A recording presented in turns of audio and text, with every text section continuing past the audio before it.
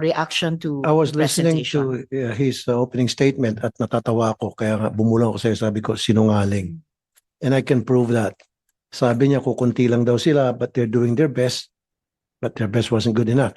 Example, pag mga multinational companies ang nag-a-apply for certificate product registration, ang bilis po ng approval.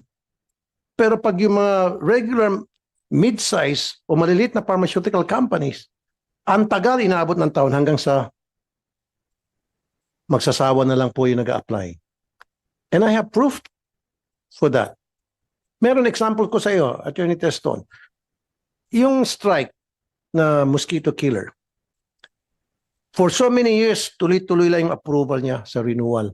And then comes 2018 ata yun, if I'm not mistaken. Kasi sila yung produkto na water-based. Kaya kahit na kumakain ka, mag-spray yan, hindi ka malalason, unlike dun sa isang competitive na kompetensya na produkto. So mag-renew siya, 2018, ayaw na i-renew.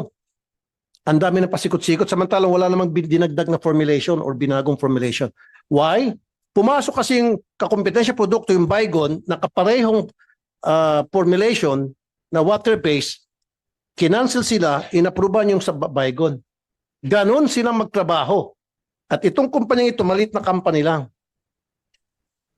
Pag maliit na company, hindi nyo inaaprubahan, iniipit nyo. Pag malaking pharmaceutical company, yung multinational, approve kayo na approve. Why? Because may mga lagay. Ganon kayo eh.